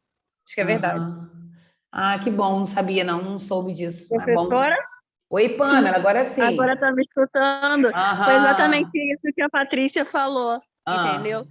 Os peixes fizeram muito mal às pessoas, porque muitas pessoas ali pegaram, né, foram achando que era coisa boa, que era coisa enviada pela natureza, por Deus, assim, sabe? Só que na hora saiu uma reportagem até no grupo lá de Ponta Negra, que eu faço parte. Porque eu sou de lá, né, professora? Mas moro aqui no Retiro. Entendi. Entendeu? Mas, assim, eu fui criada lá. E, assim, aí saiu essa reportagem que muita gente passou mal, que deu diarreia, tudo isso que a Patrícia falou. Era isso que eu não sabia. Falar. Agradeço por vocês terem me explicado. Obrigada. Acho que é importante a gente saber. Já que a gente está falando de Maricá, né? Então, assim, verdade. Acho que tem que considerar assim, na verdade, se vocês querem saber, tem cantinhos da cidade que nem eu conheço ainda. Às vezes eu vejo o povo dizer assim, eu vou visitar tal lugar, eu vou fazer isso, eu vou fazer aquilo. Mas eu confesso, eu não sei vocês, eu não conheço a nossa cidade toda, sabe? Gostaria de conhecer um pouco mais. Tem alguns pontos que são muito lindos, algumas vistas que Maricá nos possibilita e que eu ainda não... tive a oportunidade de apreciar de pertinho, mas assim eu farei, com certeza. Eu acredito que aqui, vocês, fala para mim assim, vocês moram mais para o lado de centro, lado de Itapeba, como é que é a realidade de vocês aqui? Fala para mim. Eu moro aqui na Mombuca, do lado de Itapeba, no caso, né? Mas eu moro quase chegando em Ponta Negra. Eu moro perto de Patrícia. Patrícia, Mombuca, entendi. Eu moro em Ponta Negra. Mombuca, Ponta Negra. Moro atrás da Poliana. Eu moro perto de Patrícia também, do lado. O que é isso, hein?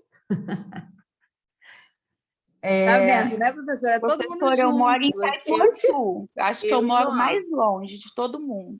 Eu moro no meio de todo mundo, São José. Alguém mora em Itaipuaçu? Eu acho que não. Eu acho que é só você, Daiane, você, quando a gente estava no presencial, você tinha que sair um pouquinho antes, né? Como é que você fazia? Não, eu saía só quando terminava. Não, digo, você dá aula, não dá? Se eu dou aula?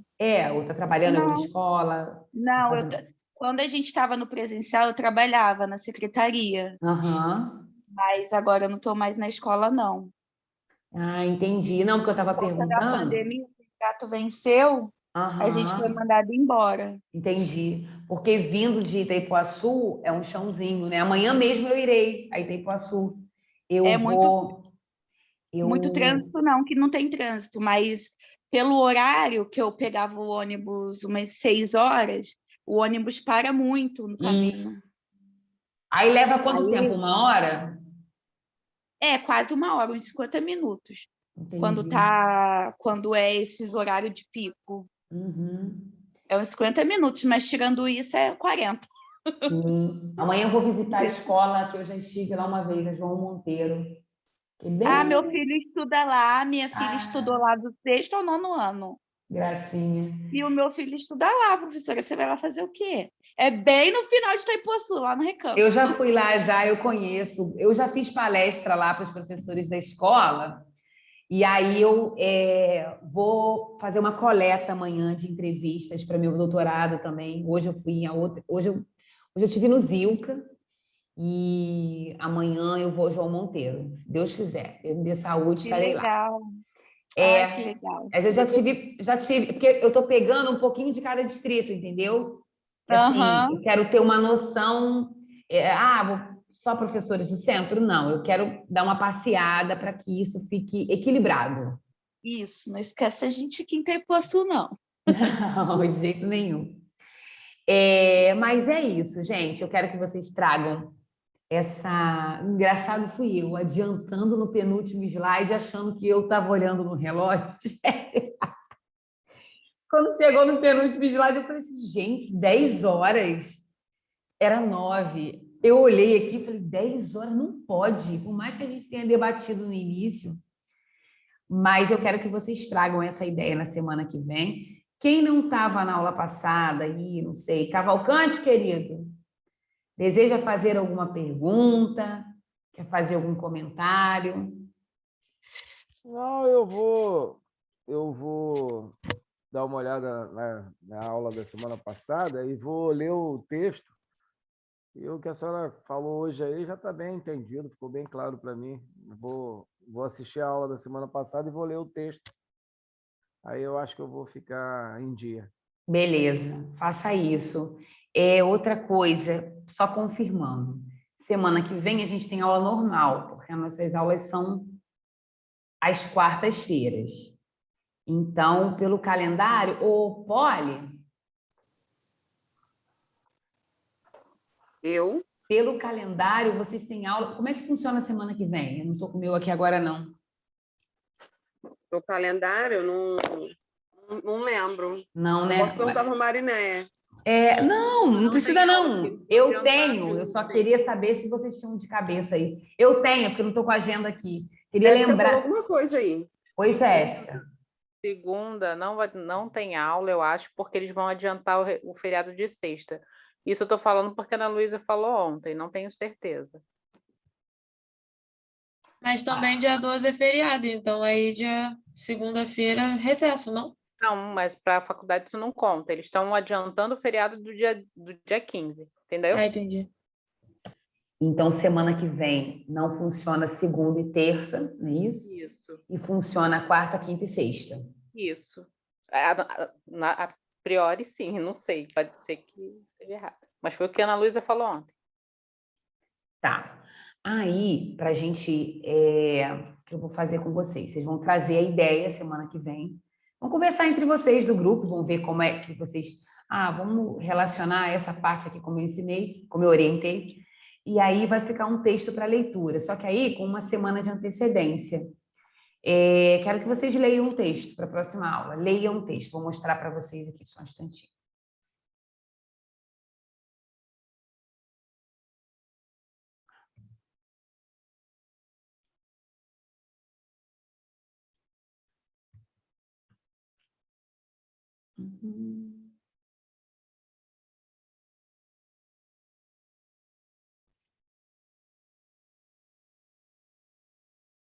Já estava perto aqui, nossa.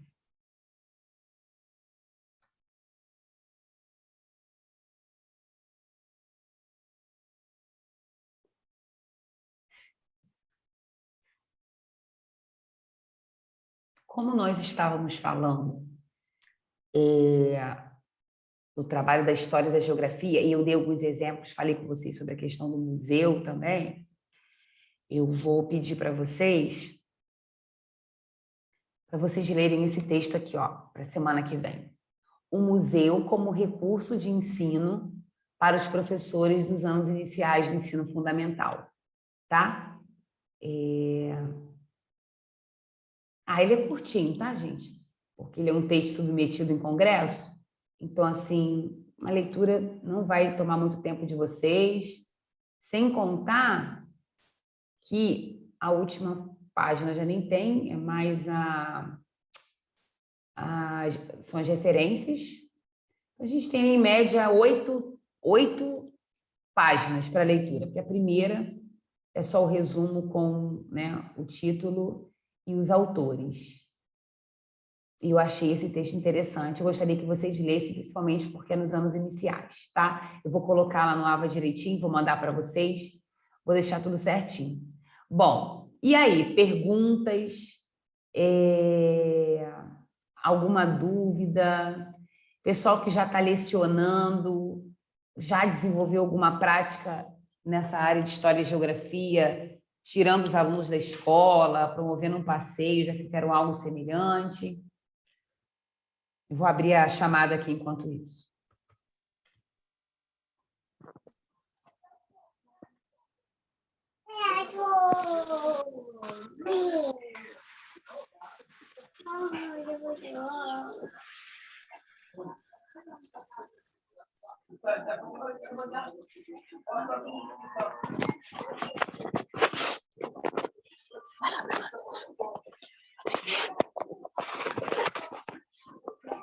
Meus amores, respondam para mim, que agora eu não estou visualizando vocês. Deixa eu só colocar aqui a data.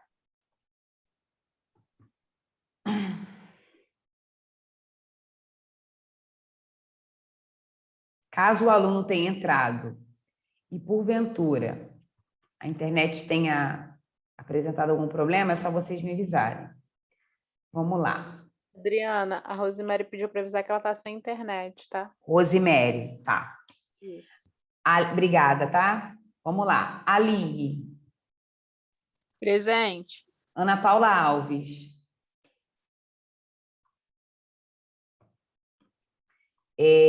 Ana Paula Moura.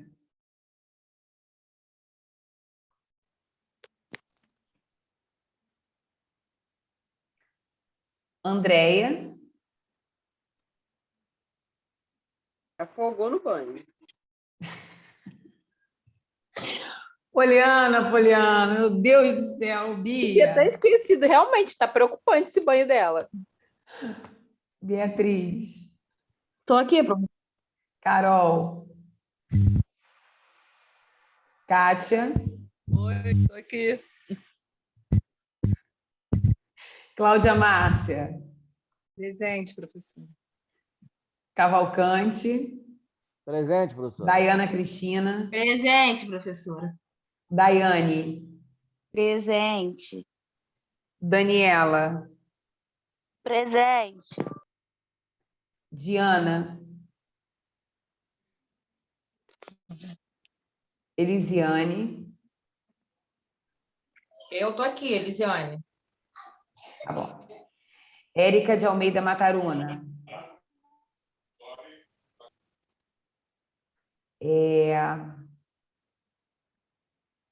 Érica Guimarães.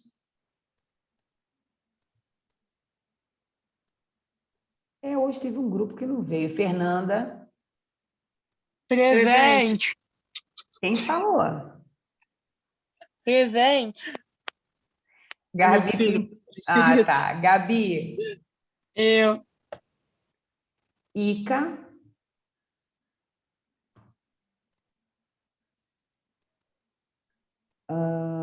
Jamile. Presente. Jéssica Mendonça. Presente, professora. Jéssica Gomes. Eu. Juliana. Professora Ana Paula Alves aí no chat. Tá, vou colocar aqui. Lavínia. Luana. Eu. Presente. Luísa. Márcia. Presente. Marileide. Pamela. Patrícia. Aqui, professora. Poliana. Presente. Rafaele. Oi, tô aqui. Tudo bem, Rafa? Tudo sim, professora. Graças a Deus. Professora, você não me chamou. Toda vez, né, Lucia? Mas botei presença. Tá Desculpa. bom. Rosiane. Presente. Rosemary.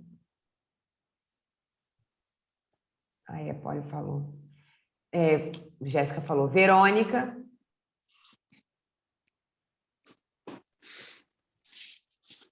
Vânia. Presente. Beleza. Queridos, é isso. Nossa, eu me adiantei. Você pode tirar, se vocês tiverem dúvida, podem tirar, porque eu cometi esse... Olhei aqui, acelerei no final, achando que já só eu mesmo. Mas já são quase 9h30, tá bom. Tá Já bom, pode né? liberar já. Tipo assim, Jéssica, tipo assim, professora mesmo assim, né, professora? A gente nem intervalo tem. Pois é, né? Tá bom, meus amores. Olha, fiquem bem, tenham uma noite abençoada, viu? Um contínuo de semana aí de muita produção, de muita aprendizagem para vocês. E vamos nos falando, tá? Caso queiram trocar alguma ideia a partir de... pensei nisso, professora, o que você acha? Pode mandar uma mensagem no privado, que eu respondo, tá bom? Beijo no coração, boa noite. Beijo, boa noite. Boa noite. Boa noite. Professora, boa noite. Boa noite. Até semana que vem. Boa noite.